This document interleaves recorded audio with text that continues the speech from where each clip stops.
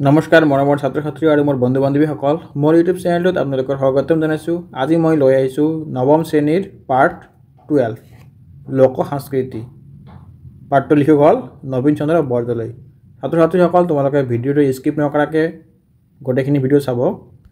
এই ভিডিঅ'ৰ জৰিয়তে তোমালোকক এইটো পাৰ্টত থকা গোটেইখিনি কোৱেশ্যন অতি সহজভাৱে আৰু অতি ধুনীয়াকৈ লৈ অনা হৈছে তোমালোকে বুজি পোৱাকৈ। 1 নম্বৰত দিয়া আছে আমাৰ ইয়াত তলৰ প্ৰশ্নসমূহৰ অতি চমুকৈ উত্তৰ লিখা। ইয়াত ক নম্বৰত দিয়া আছে লোককৃষ্টিৰ সাধাৰণ উত্তৰক কি বোলা হয়। ইয়াৰ উত্তৰটো হ'ব লোককৃষ্টিৰ সাধাৰণ উত্তৰণক লোক সংস্কৃতি বোলা হয়। ছাত্ৰ ছাত্ৰীসকল এইটো খুবেই ইম্পৰ্টেণ্ট, তোমালোকৰ 1 নম্বৰ আহিব পাৰে, চাই ল'বা। খ নম্বৰত দিয়া আছে লোক সমাজত কোন সময়ৰ কথাৰ অধিক সমাদৰ। উত্তৰ দিছে লোক সমাজত পুৰণি দিনৰ কথাৰ অধিক সমাদৰ। গ নম্বৰত দিয়া আছে লোককৃষ্টি কাক বোলা হয়। উত্তৰ দিয়া হ'ল গঞা সমাজে নিজৰ বিভিন্ন কৰ্মৰ মাজতে ঋতু মাহ পষ অনুসৰি বিবিধ উৎসৱ সভা আদিৰ সম্পাদন কৰে। এই সভা উৎসৱত গীত নাচ অভিনয় কৰা হয়। এই কামবোৰৰ সমষ্টিকে লোককৃষ্টি বোলে। এইটো খুবেই ইম্পৰ্টেণ্ট, তোমালোকৰ কাৰণে 2 মাৰ্কছত আহিব পাৰে, চাই ল'বা ছাত্ৰ ছাত্ৰীসকল। ঘ নম্বৰ আছে ইয়াত লোক সংস্কৃতিৰ দৃশ্যমান দৃশ্যক কি বোলা হয়।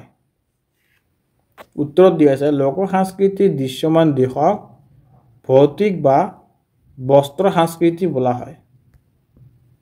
2 নম্বৰত দিয়া আছে আমাৰ পাঠত উল্লেখিত লক্ষ্মীনাথ বেজবৰুৱাই সম্পাদনা কৰা সাধুকথাৰ পুথিখনৰ নাম কি।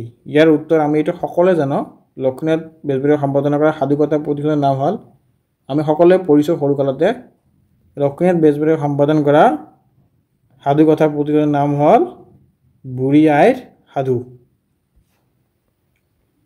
তাৰপিছত আমাৰ 2 নম্বৰত দিয়া আছে লোকসমাজ সম্পৰ্কে কিছুমান লোকতত্ত্ববিদে দিয়া কি ধাৰণা গ্ৰহণ কৰিব নোৱাৰি বুলি লিখকে কৈছে। এই ধাৰণা গ্ৰহণ কৰিব নোৱাৰাৰ কাৰণ কি। ইয়াৰ উত্তৰ দিয়া আছে আমাৰ লোকসমাজক কোনো লোকতাত্ত্বিকবিদে সমাজৰ নিম্ন স্তৰৰ বুলি ক'ব খোজে। এনে ধাৰণা গ্ৰহণ কৰিব নোৱাৰি। এই ধাৰণা গ্ৰহণ কৰিব নোৱাৰাৰ কাৰণ হ'ল বিজ্ঞানসন্মত দৃষ্টিভংগী হ'লেই যে কোনো এখন সমাজ উচ্চতৰ হ'ব আৰু তাৰ বিপৰীতে লোক। তাৰপিছত আমাৰ 3 নম্বৰত দিয়া হৈছে চমু টোকা লিখা। ছাত্ৰ ছাত্ৰীসকল এইটো খুবেই ইম্পৰ্টেণ্ট, ইয়াতে কিছুমান ৱাৰ্ড দিয়া আছে, এইবিলাকৰ চমু টোকা দিবলৈ কৈছে। ছাত্ৰ ছাত্ৰীসকল যদি তোমালোকে চেনেলটো ছাবস্ক্ৰাইব কৰা নাই তেনেহ'লে চেনেলটো ছাবস্ক্ৰাইব কৰি ৰাখিবা, আৰু লগতে এনেকুৱা ধৰণৰ ভিডিঅ' পোৱাৰ কাৰণে তোমালোকে মোক কমেণ্ট কৰি জনাবা কোনটো ক্লাছৰ কি ভিডিঅ' লাগে, মই তোমালোকক দি দিম। প্ৰথমতে আছে আমাৰ ইয়াত নিচুকনি গীত। নিচুকনি গীতসমূহ অসমীয়া লোক সংস্কৃতিৰ এক অবিচ্ছেদ্য অংগ।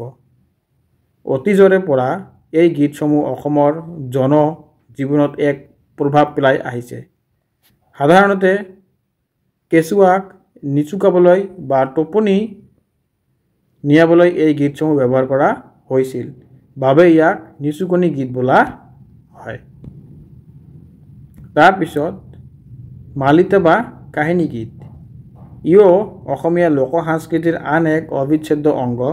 মালিতা বা কাহিনী গীতসমূহৰ মাজেদি যিকোনো এটা কাহিনী বা কথাৰ অৱতাৰণা কৰা হয় আৰু সুৰ লগাই পদ্য হিচাপে সেই কাহিনী শেষ কৰা হয়। শুনিবলৈ খৰ লগা আৰু শুৱলা হোৱাৰ বাবে মালিতা বা কাহিনীৰ গীতসমূহ আমাৰ আদৰৰ অপূৰকীয় সম্পদ হৈ আছে।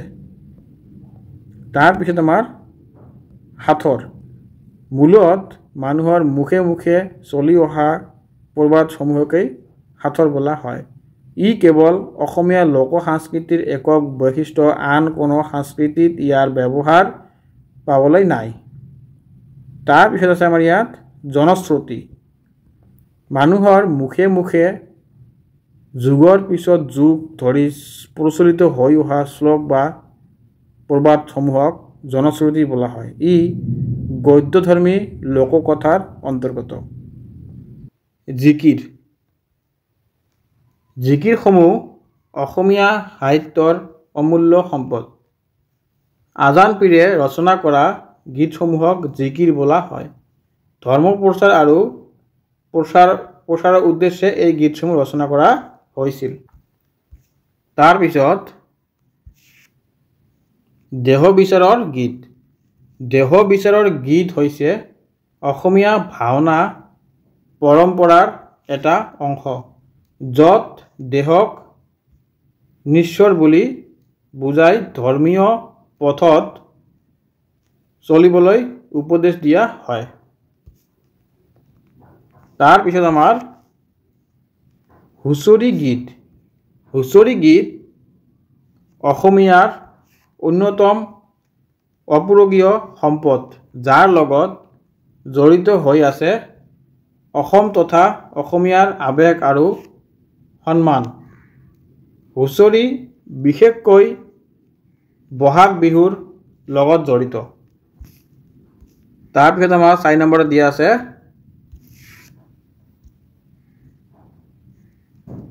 লোকজীৱন 3টা ভাগত বিভক্ত। লোকজীৱন কি 3টা ভাগত বিভক্ত? প্ৰত্যেকটি ভাগৰে চমু আভাস দিয়া।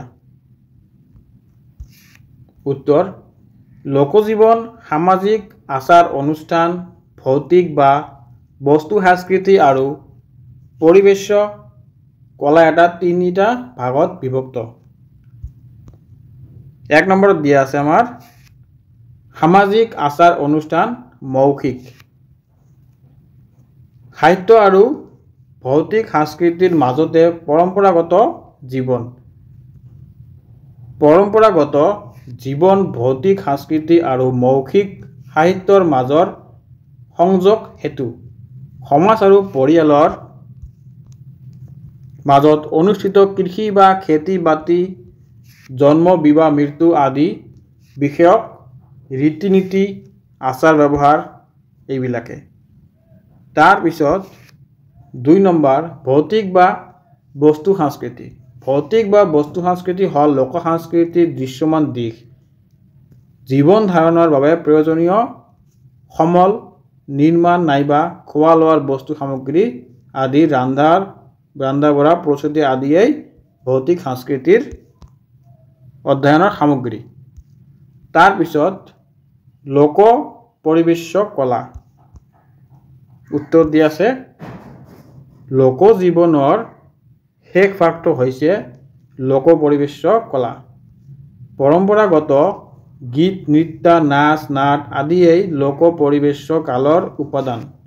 কোনো এটা সাধু কথা কোৱা বা লোকগীত গোৱাকে পৰিবেশৰ কলা বোলে।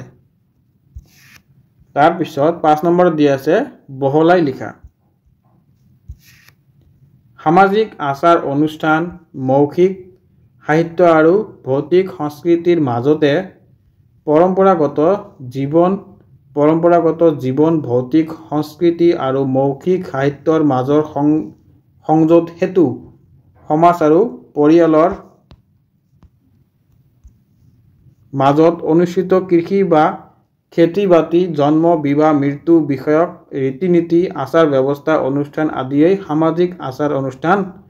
এইবোৰ প্ৰধানভাৱে লোকবিশ্বাসৰ সৈতে জড়িত। তাৰপিছত লোক পৰিবেশ কলা। লোকজীৱনৰ শেষ ভাগটো হৈছে লোক পৰিবেশ কলা। পৰম্পৰাগত গীত, নৃত্য, নাচ নাট আদিয়েই পৰিবেশ কলা উপাদান। কোনো এটা সাধু কথা কোৱা বা লোকগীত এটি গোৱাকে পৰিবেশন কৰা বোলে। পৰিবেশ কলাৰ পৰিসৰে নৃত্য, গীত, নাট, বাদ্যযন্ত্ৰ আদিক সামৰে। লোকনাট্য হ'ল গীত আৰু নৃত্যৰ সমষ্টি। তাৰপিছত আমাৰ গ নম্বৰত দিয়া আছে ভৌতিক বা বস্তু সংস্কৃতি, ভৌতিক বা বস্তু সংস্কৃতি। উত্তৰত দিয়া আছে আমাৰ বস্তু সংস্কৃতি হ'ল লোক সংস্কৃতিৰ দৃশ্যমান দিশ, জীৱন ধাৰণৰ বাবে প্ৰয়োজনীয় সমল নিৰ্মাণ নাইবা খোৱা লোৱা বস্তু সামগ্ৰী আদিৰ ৰন্ধা বঢ়া প্ৰস্তুতি আদিয়েই ভৌতিক সংস্কৃতিৰ অধ্যয়নৰ সামগ্ৰী। ভৌতিক সংস্কৃতিৰ উপবিভাগ কেইটা হৈছে লোককলা বা লোকশিল্প, লোক স্থাপত্য কলা, লোক আৱৰণ আৰু লোক ৰন্ধন প্ৰণালী। তাৰপিছত 6 নম্বৰত দি আছে লোকনাট কিহৰ সমষ্টি বুলি লিখকে কৈছে? এই শ্ৰেণীৰ নাটত সংলাপৰ ওপৰত গুৰুত্ব দিয়া হয়নে? তোমাৰ নিজৰ ভাষাত লিখা। উত্তৰত দিয়া আছে আমাৰ লোকনাট নৃত্য আৰু গীতৰ সমষ্টি বুলি লেখকে কৈছে। লোকনাটত সংলাপৰ গুৰুত্ব কাম তাৰ পৰিৱৰ্তে ইয়াত নৃত্য আৰু গীতৰহে গুৰুত্ব আছে বুলি লেখকে কৈছে। গীত আৰু নৃত্যৰ দ্বাৰাই লোকনাটৰ কাহিনী দেখুওৱা হয়। 7 নম্বৰত দিয়া আছে আমাৰ লোক সাহিত্যিক কেইটা আৰু কি কি? উপভাগত ভাগ কৰিব পাৰি, ভাগবোৰৰ নাম লিখা। উত্তৰত দি আছে লোক সাহিত্যক 5টা উপভাগত ভগাব পাৰি। 1 নম্বৰ লোক বা মৌখিক কবিতা বা বাচিক কবিতা বা লোকগীত। 2 নম্বৰত দিয়া আছে গদ্য ধৰ্মী লোককথা। 3 নম্বৰত দি আছে প্ৰবচন, বচন, লোকোক্তি আৰু যোজনা পটন্তৰ। তাৰপিছত 4 নম্বৰত দি আছে স্বাৰ্থৰ আৰু 5 নম্বৰত লোকভাষা। 8 নম্বৰত দি আছে ভৌতিক বা বস্তু সংস্কৃতিৰ অধ্যয়নৰ বিষয়বস্তু সামগ্ৰী কি? ইয়াৰ উপবিভাগ কি কি?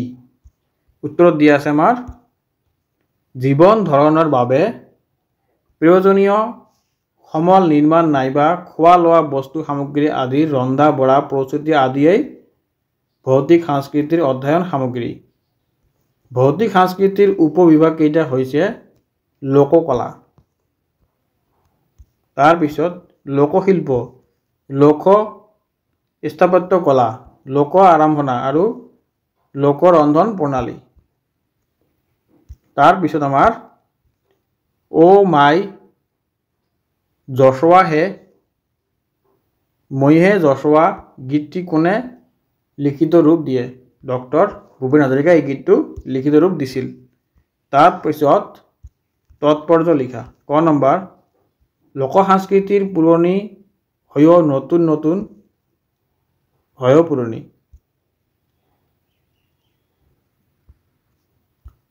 উত্তৰ লোক সংস্কৃতিৰ উপাদানসমূহ প্ৰধানত মানুহৰ মুখে মুখে যুগে যুগে পৰম্পৰাগতভাৱে চলি অহা লোক সংস্কৃতিৰ অন্তৰ্গত আহিলাসমূহ যেনে লোকগীত, হুঁচৰি, বিহুগীত, তাৰপিছত বিয়ানাম, লোকনাট, লোকসাহিত্য, জিকিৰ, মালিতা আদি বহু যুগৰ পৰাই মানুহৰ মুখে মুখে চলি আহিছে আৰু চলি যাব।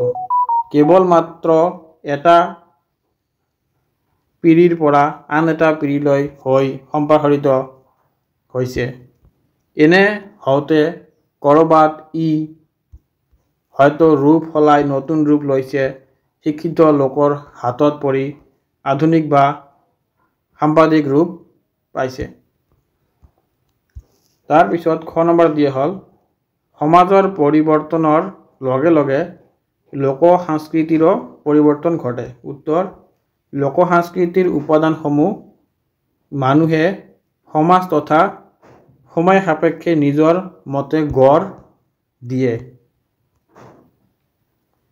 কালৰ বিৱৰ্তনত এই উপাদানসমূহৰো ৰূপান্তৰণ ঘটে। তাৰপিছত শিক্ষিত মানুহৰ হাতত পৰি এই উপাদানসমূহে আধুনিক ৰূপ পায় সেইভাবে ক'ব পাৰি যে সমাজৰ পৰিৱৰ্তনৰ লগে লগে লোক সংস্কৃতিৰ পৰিৱৰ্তন ঘটে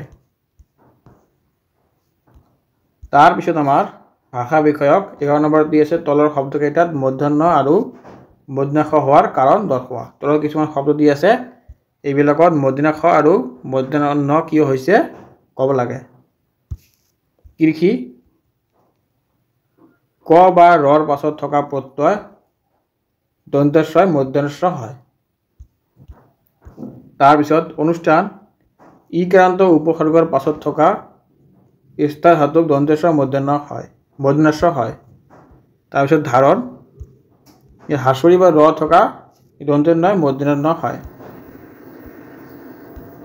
তাৰপিছত আহৰণ আছে আমাৰ ইয়াত পেটকাৰত থাকিলে দন্তেশ্বৰ নহয় মূৰ্ধন্য হয় তাৰপিছত আমাৰ 12 নম্বৰ বিপৰীত অৰ্থ বুজোৱা শব্দ লিখা বিশ্বাস অবিশ্বাস মৌখিক লিখিত সংযোগ বিচ্ছেদ প্ৰয়োজনীয় অলাগতিয়াল জন্ম মৃত্যু উচিত অনুচিত তাৰপিছত আছে আমাৰ ইয়াত সমাৰ্থক শব্দ লিখা গয়া গাঁৱলীয়া পিতা দেউতা পিতাই পিতৃ তাৰপিছত বেমাৰ ৰোগ বা অসুখ চহৰ নগৰ লোক জন বা মানুহ ছাত্ৰ ছাত্ৰীসকল তোমালোকৰ যদি ভিডিঅ'টো ভাল লাগিছে চেনেলটো ছাবস্ক্ৰাইব কৰি ৰাখিব আৰু লগতে লাইক কৰিব কমেণ্ট কৰিব আৰু যদি এনেকুৱা ধৰণৰ তোমালোকে ভিডিঅ' বিচাৰা কোনো এটা পাৰ্টৰ তোমালোকে মোক কমেণ্টত জনাই দিব মই তোমালোকৰ কাৰণে লৈ আহিম ধন্যবাদ